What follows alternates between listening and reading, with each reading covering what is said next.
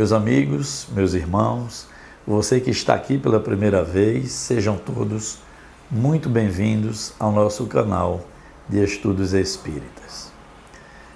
Nós já estudamos aqui mesmo no canal que a condição moral do espírito, quando está aqui na jornada terrena, é fator decisivo para a sua vida futura. Nós retornamos à pátria espiritual na condição moral que carregamos conosco. Então, há 2 sábados nós vimos aqui o depoimento de espíritos felizes no mundo espiritual. No sábado passado, no nosso estudo, nós trouxemos o depoimento de espíritos na condição mediana. Tudo isso extraído da obra Céu e Inferno, que é a 4ª obra básica da doutrina espírita. Hoje, nós vamos estudar os depoimentos dos espíritos que estão desencarnados, que voltaram ao mundo espiritual, na condição de quê? De grandes sofredores, dos grandes angustiados, daqueles irmãos que têm uma cobrança ferrenha de sua própria consciência. Por quê?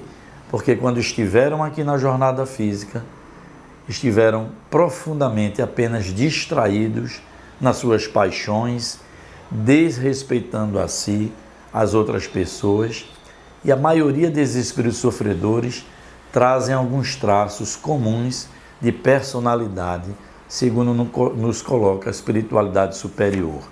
Eles dizem assim: esses espíritos infelizes e sofredores são normalmente profundamente orgulhosos, prepotentes, violentos, sensuais e, sobretudo, arredios a quaisquer ensinamentos de ordem moral.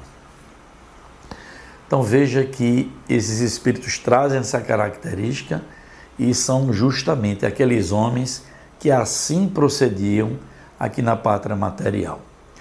Quando desencarnam e voltam ao mundo espiritual, se encontram frente a frente com a sua falta de condição moral, com seus vícios, com suas dificuldades, e aí passam a nos narrar que no mundo espiritual vivem numa angústia profunda e eles sentem, normalmente todos eles, a impressão de que essa dor que os fere profundamente será eterna.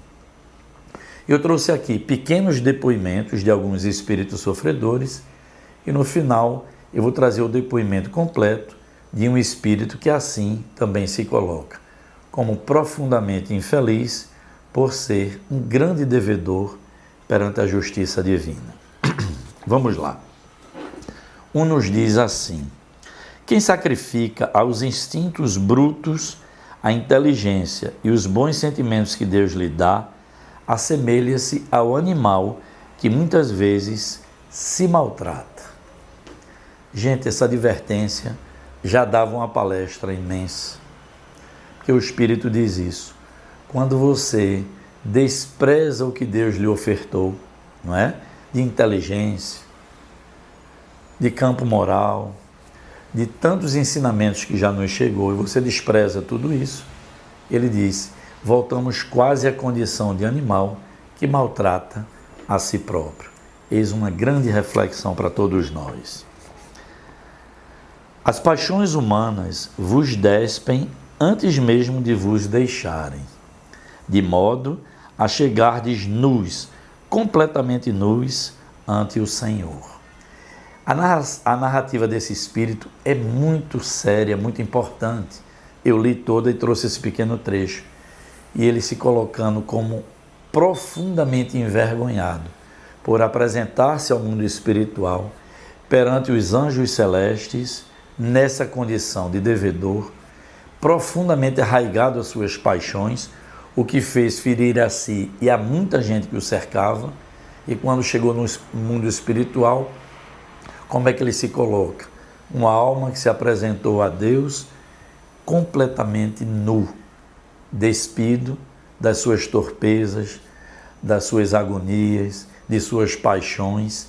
E é o que ele diz: mesmo antes de se desprender dessas paixões, ele se apresenta no mundo espiritual nessa terrível condição de um espírito completamente dentro dessas paixões e colocando-se como um grande devedor perante a sua própria consciência. A influência da matéria segue esses espíritos sofredores além túmulo, nos ensinam aqui os orientadores espirituais, sem que a morte lhes ponha termo aos apetites que, à sua vista, tão limitada quanto na terra, eles procuram em vão os meios de os saciar. O que falávamos agora há pouco, desses apetites ainda profundamente materiais. Por não terem nunca procurado o alimento espiritual, a alma erra no vácuo, sem norte, sem esperança, presa dessa ansiedade de quem não tem diante de si mais que um deserto sem limites.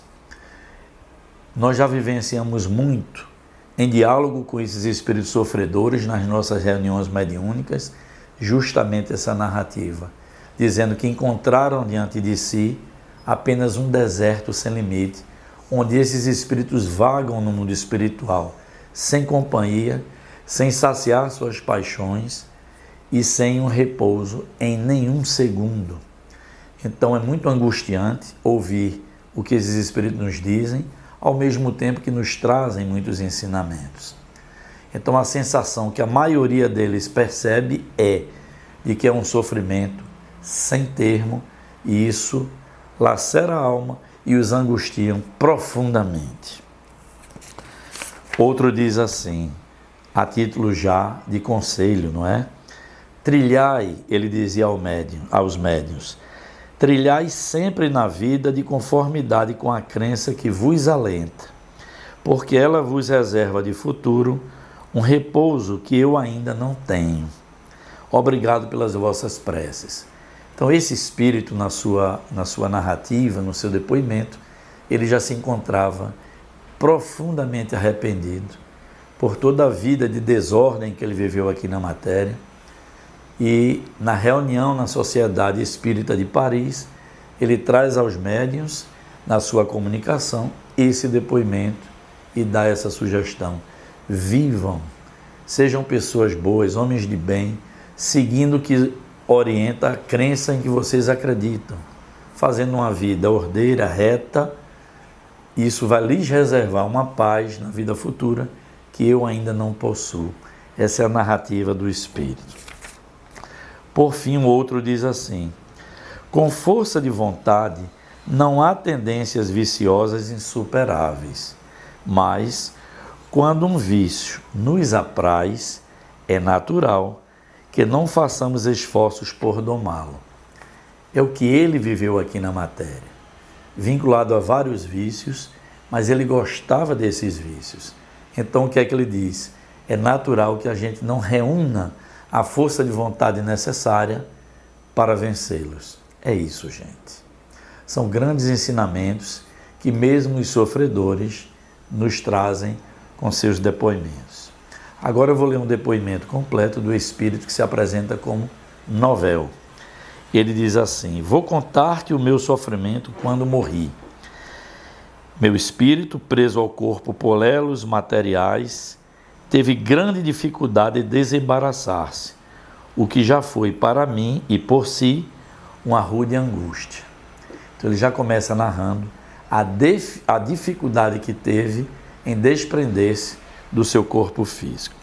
A vida que eu deixava aos 21 anos era ainda tão vigorosa que eu não podia crer na sua perda. Por isso procurava o corpo, estava admirado, apavorado por me ver perdido, num turbilhão de sombras. Por fim, a consciência de meu estado e a revelação, ouçam com atenção essa parte do depoimento, e a revelação das faltas cometidas em todas as minhas encarnações feriram-me subitamente, enquanto uma luz implacável me iluminava os mais secretos âmagos da alma, que se sentia desnudada e logo possuída de vergonha acabrunhante.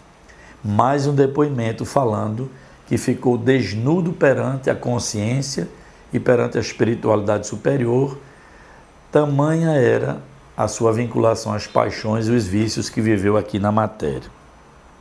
Procurava fugir a essa influência, interessando-me pelos objetos que me cercavam, novos, mas que, no entanto, já conhecia. Os espíritos luminosos, flutuando no éter, davam-me a ideia de uma aventura a que eu não podia sequer aspirar. Formas sombrias e desoladas, mergulhadas umas em tedioso desespero, furiosas ou irônicas outras, deslizavam em torno de mim, ou por sobre a terra a que me chumbava. Então veja o grave assédio espiritual que ele passou a sofrer por outros espíritos infelizes e sofredores. Ele continua dizendo: eu vi agitarem-se os humanos, cuja ignorância na época eu invejava. Toda uma ordem de sensações desconhecidas ou antes reencontradas invadiram-me simultaneamente, como que arrastado por força irresistível, procurando fugir à dor encarniçada em mim, franqueava as distâncias, os elementos, os obstáculos materiais, sem que as belezas naturais, nem os esplendores celestes pudessem acalmar um instante a dor acerba da consciência, nem o pavor causado pela revelação da eternidade. Então esses espíritos muitas vezes chegam ao mundo espiritual crendo no nada, quando o nada não existe. Quando eles vislumbram a eternidade, passam a perceber que perderam muito tempo, que se atrelaram às suas viciações morais e agora se encontram na pátria espiritual sem a paz que ele deseja. Ele diz outra coisa muito importante que eu queria a atenção de vocês. Vejam, pode um mortal prejulgar as torturas materiais pelos arrepios da carne, mas as vossas frágeis dores, que são normalmente amenizadas pela esperança, atenuadas por distrações ou mortas pelo esquecimento, não vos darão nunca a ideia das angústias de uma alma que sofre sem tréguas, sem esperança e sem arrependimento. Decorrido um tempo cuja duração não posso precisar, invejando os eleitos cujos esplendores entrevia, detestando os maus espíritos que me perseguiam com remoques, desprezando os humanos cujas torpezas eu via, passei de profundo abatimento. Olha como é interessante. Ele deixou um profundo abatimento a uma revolta insensata. É outra característica. Muitos espíritos sofredores, eles passam de condição de, como ele diz, de abatimento pelo peso na consciência e se tomam de revolta, normalmente contra Deus, contra tudo que pudesse modificar-lhes a casa mental. Aí ele diz ao médium: chamaste-me finalmente, e pela primeira vez um sentimento suave e terno me acalmou. Escutei os ensinos que te dão os teus guias, a verdade. Espíritos sofredores, impôs sempre. Orei, Deus ouviu-me, revelou-se-me por sua clemência, como já se me havia revelado por sua justiça. Então, gente, Deus é justiça e é bondade. Então é preciso que esses espíritos em condição de sofrimento, em condição de infelizes, passem pelo primeiro estágio da sua reforma moral, que é, gente, o arrependimento sincero e o grande desejo realmente de abandonar a vida que viveram até então, como dizia aquele espírito, a revelação de todos os erros cometidos nas suas várias encarnações lhe trouxe dores muito pungentes. Então, quando o espírito se arrepende verdadeiramente e passa a ter o desejo de recuperar-se, aquele Deus que o cobrou pela justiça é o mesmo Deus que, por acréscimo de misericórdia, há de ampará-los nesse desejo de melhoria. Gente, para a divindade, já falamos aqui, não há condenação eterna. Então é nesse momento que os espíritos superiores hão sim, atendendo à determinação divina, organizarem uma nova reencarnação, realmente muitas vezes dura, cheia de sofrimento aqui na matéria, para que esses espíritos que foram rebeldes perante a justiça divina possam sim fazer hoje melhor do que fizeram ontem. Então esses depoimentos, não só dos espíritos felizes, como dos espíritos em condição mediana, mas principalmente desses sofredores, nos traz muita luz, nos traz muito entendimento e uma grande advertência de que a vida continua do lado de lá e que nós lá chegaremos com aquilo que nos identifica, não é? É importante que cheguemos melhores do que aqui chegamos quando reencarnamos.